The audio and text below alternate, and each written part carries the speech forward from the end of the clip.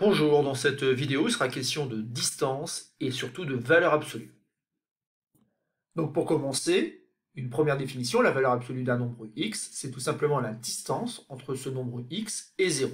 Et on note tout simplement valeur absolue de x avec le nombre x entouré de deux barres comme cela. Et donc si x est positif, donc x se situe par là, la distance de 0 à x correspond tout simplement à la valeur de x. Par contre, si x est négatif, donc si x est négatif, par exemple prenons la valeur moins 3, la distance de 0 à moins 3 ou de moins 3 à 0, alors attention, c'est une distance, donc c'est forcément une valeur positive. Et donc ici, c'est pas moins 3, ça n'a pas de sens. La distance, ça peut pas être moins 3 unités. La distance, c'est bien plus 3. Et donc si on a affaire à un nombre qui est négatif, eh ben, la valeur absolue, finalement, c'est son opposé. C'est l'opposé de moins 3, c'est bien plus 3. Et l'opposé d'un nombre x, de manière générale, on va l'écrire moins x. Donc deux petits exemples. Donc la valeur absolue d'un nombre positif comme 7,23, c'est la distance de 0 à 7,23, et donc c'est tout simplement 7,23. Mais la valeur absolue d'un nombre négatif comme moins 3,27, c'est la distance de moins 3,27, par exemple ici, jusqu'à 0. Et bien, pour aller jusqu'à 0, il faut bien rajouter 3,27. Donc, on se rend compte que finalement, ici, eh ben, je vais écrire l'opposé. Donc, je vais écrire moins 3,27, autrement dit 3,27. Il faut bien comprendre que la valeur absolue correspond tout simplement à une distance par rapport à 0. Et que cette distance rend forcément une valeur positive.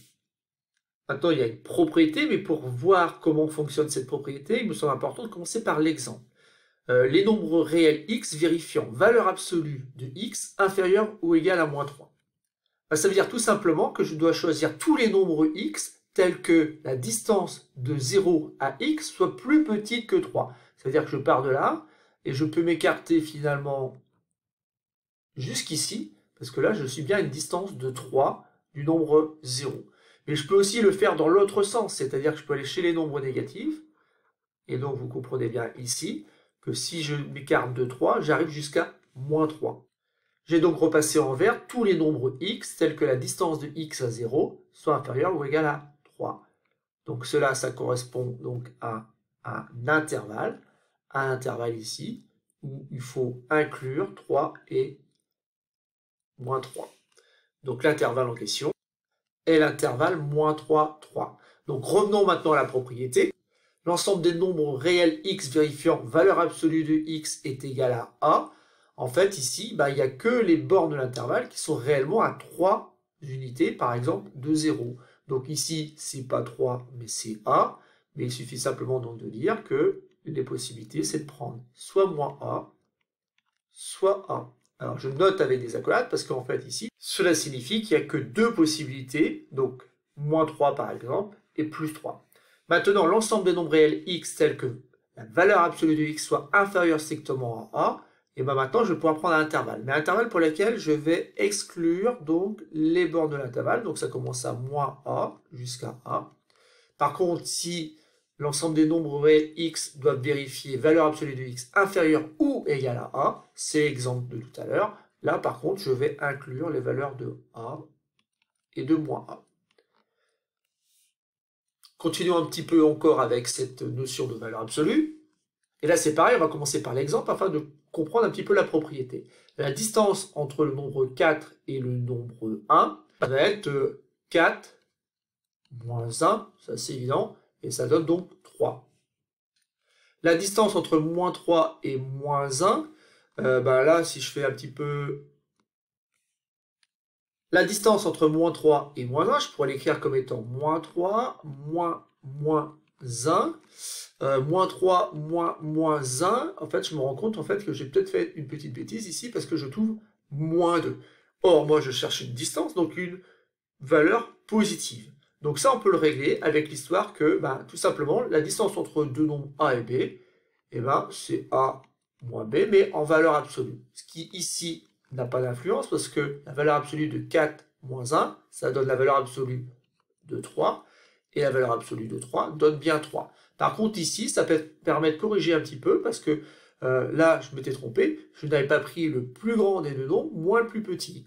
Mais c'est pas très grave, parce que si je mets maintenant mes barres ici pour la valeur absolue, ça fait moins 3 moins moins 1 qui donne bien moins 2 ici, puisque c'est le résultat de moins 3 plus 1. Et après, je prends la valeur absolue de moins 2, et donc ici, je trouve 2.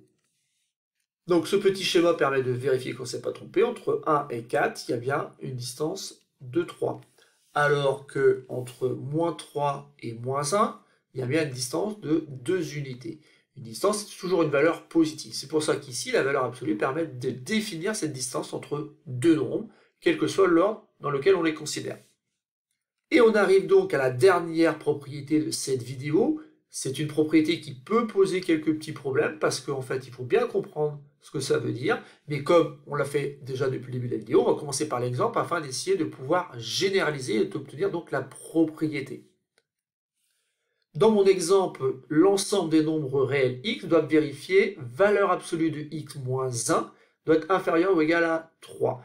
Et en fait, ça, il faut bien le voir, hein, c'est l'histoire de distance. La distance du nombre x au nombre 1.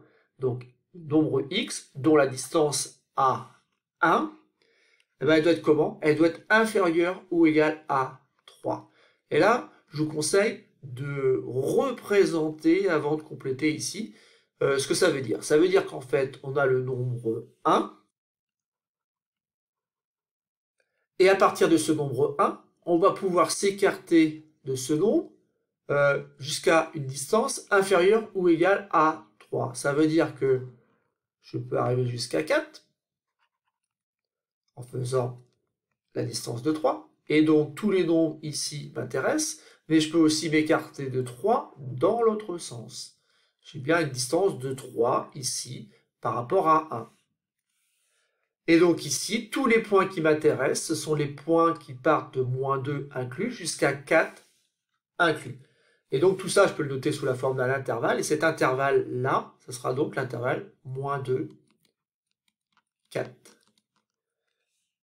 Mais pour compléter la propriété de manière plus générale, il faut essayer de comprendre comment on a trouvé 4, qui est la borne supérieure de l'intervalle. Ben pour trouver 4, on a pris 1 et on lui a rajouté finalement 3. Et pour obtenir moins 2, eh ben, on était à 1, et comme on s'est déplacé dans l'autre sens, on a enlevé 3. Voilà. Et donc ainsi, par ce calcul-là, je retrouve moins 2, 4, ce qui va me permettre de comprendre un petit peu ce qui se passe de manière plus générale. Donc je reprends, je suis en A, et je peux me déplacer de R au maximum. Ou, dans l'autre sens, en enlevant R. Ensuite, je peux prendre les bornes de l'intervalle puisque c'est inférieur ou égal, et donc ça fait A moins R, A plus R. Inférieur strictement, c'est quasiment la même chose puisque je reconnais ici la distance d'un nombre x à un nombre A, donc je suis en A. Je peux m'écarter de R unité, donc j'enlève R dans un sens, et dans l'autre sens, je le rajoute. Sauf qu'ici, bien sûr, les bornes de l'intervalle sont exclues. Sont exclues parce qu'en fait, ici, c'est inférieur strictement. Voilà, c'est tout pour cette petite vidéo de cours. Je vous conseille de regarder aussi la petite vidéo sur un exercice que je vais corriger, avec notamment cette propriété-là, qui pose quelques difficultés aux élèves, mais qui en soi n'est pas très compliqué, à condition de bien faire référence à la distance entre deux nombres.